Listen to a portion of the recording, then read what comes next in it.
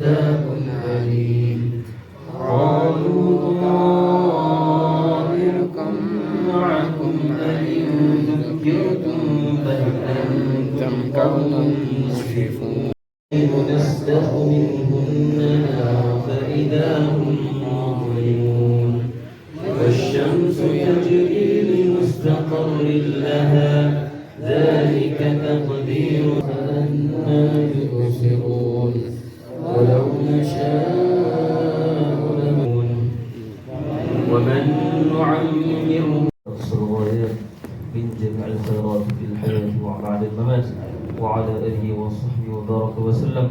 اللهم صل صلاة كاملة وسلم سلاما تاما على سيدنا محمد الذي تنحل به العقد وتنفرج به الكرب وتقضى به الحوائج وتنال به الرغائب وحسن الخواتيم ويستسقى الغمام بوجهه الكريم وعلى آله وصحبه في كل لمحة ونفس بعدد كل معلوم لك.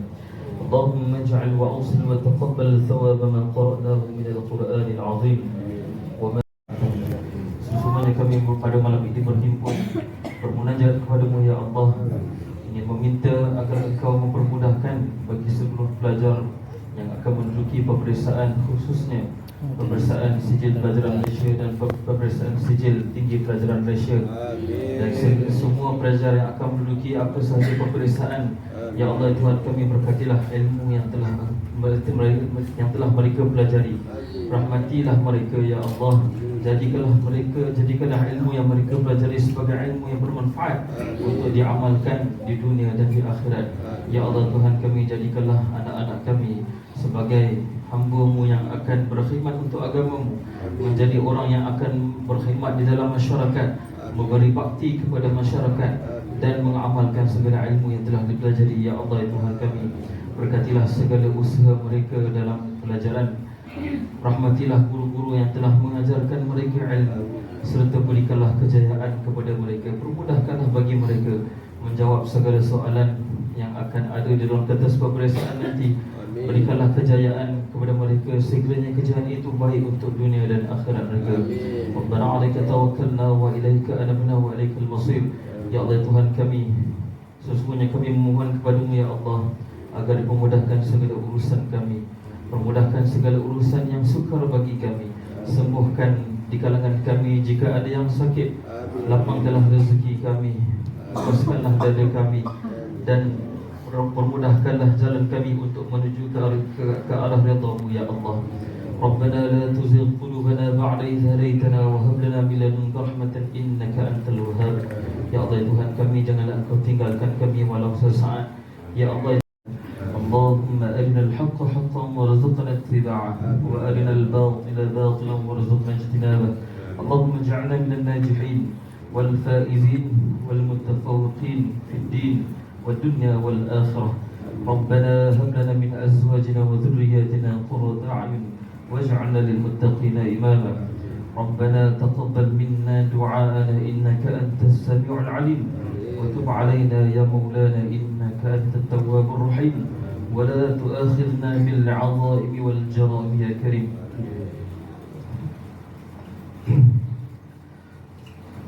دعواهم فيها سبحانك اللهم وتحيتهم فيها سلام وآخر دعواهم الحمد لله رب العالمين. تقبل الله. Mohon apa sahaja hajat terlintas di dalam hati kita insya-Allah. Jadi ada lebih kurang beberapa minit lagi berbaki. Sebagai seorang hamba Allah Subhanahu Wa Taala, dalam satu ilmu tentang adik yang ambil pemeriksaan ke adik yang sekolah dan sebagainya, ini adalah zaman sekolah ni kita sebut zaman belajar. Tetapi bila kita sebut tentang belajar, sebenarnya dia tidak ada zaman yang khusus. Allah Subhanahu Nabi SAW sebut utlubul ilma minal mahdi ilal lahdi. Tuntutlah ilmu jaga suka mendengar, kemudian masuk universiti. Jadi ilmu yang dipelajari itu bukan semata-mata untuk lulus peperiksaan, bukan semata-mata untuk kita mendapatkan sijil. Jadi kalau kita kira ilmu itu hanya untuk mendapatkan sijil, maka ilmu itu tidak ada guna, melainkan hanya berfungsi di atas kertas. Habis exam, hilang semua. Tetapi ilmu yang kita belajar ini sebenarnya untuk mendekatkan diri kita kepada Allah Subhanahu Wa Taala. Kalau kita belajar matematik, ada juga ilmu yang boleh mendekatkan kita dengan Allah. Contoh, cikgu matematik saya beritahu, kalau adik-adik yang belajar matematik, yang ada semua belajar, saya rasa kita semua belajar dulu X. Huruf X kita sebut sebagai unknown, nombor yang kita tak ketahui berapa nilai X. Dalam matematik banyak guna huruf X. X sama X campur 1 sama dengan berapa, berapakah nilai X. Cikgu matematik saya sebut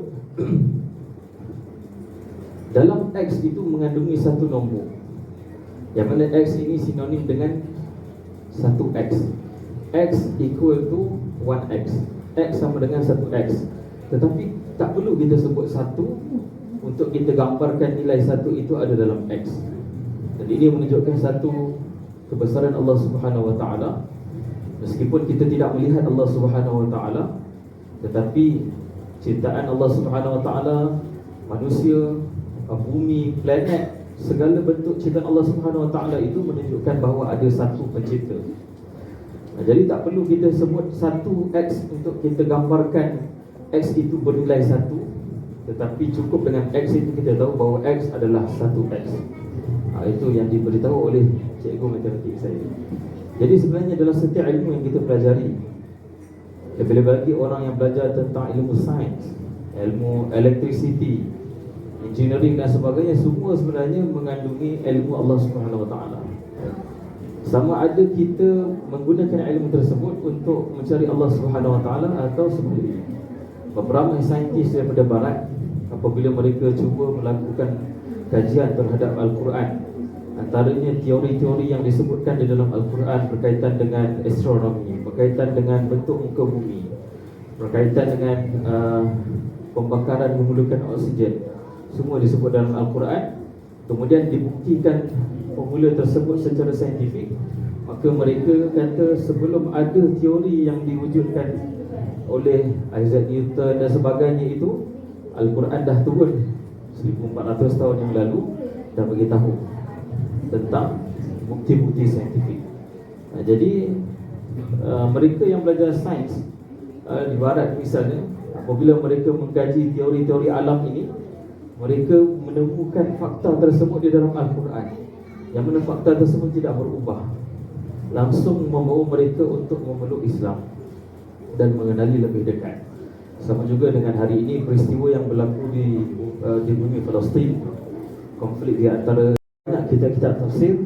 Namun begitu sampai hari ini Al-Quran masih belum habis lagi ilmunya, kerana ada beberapa peristiwa yang Allah Subhanahu Wa Taala sebut dalam Al-Quran masih lagi belum berlaku sampai hari ini, antaranya hari kiamat.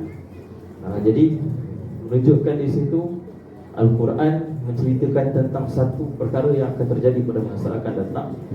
Maksudnya nak menunjukkan kajian tentang Al-Quran ini masih belum habis. Cuma apabila kita membaca isu-isu berkaitan dengan penafsiran Al-Quran dan sebagainya, jangan kita mudah mengambil sesuatu bacaan kita itu tanpa kita buat rujukan lain. Jadi contoh, sebahagian orang cuba membuat andaian. Dia kata sebenarnya peristiwa sekian-sekian berlaku pada 9 hari bulan 11. Buka muka surat 9 ayat yang ke-11, itu semua mengarut. Ilmu yang Allah Subhanahu Wa Taala suruh ambil itu adalah isi yang ada di sebalik Al-Quran.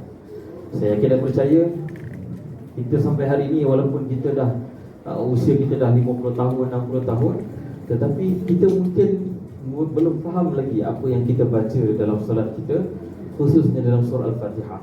Sedangkan setiap hari kita baca surah Al-Fatihah berulang-ulang kali kita baca, tetapi kita pun masih belum memahami apa yang Allah Subhanahu Wa Taala nak sampaikan. Kerana sesuatu yang Allah perintahkan untuk kita baca secara ulang-ulang, pastinya di situ ada mesej yang Allah nak sampaikan. Jadi tuntut ilmu ini tidak pernah habis.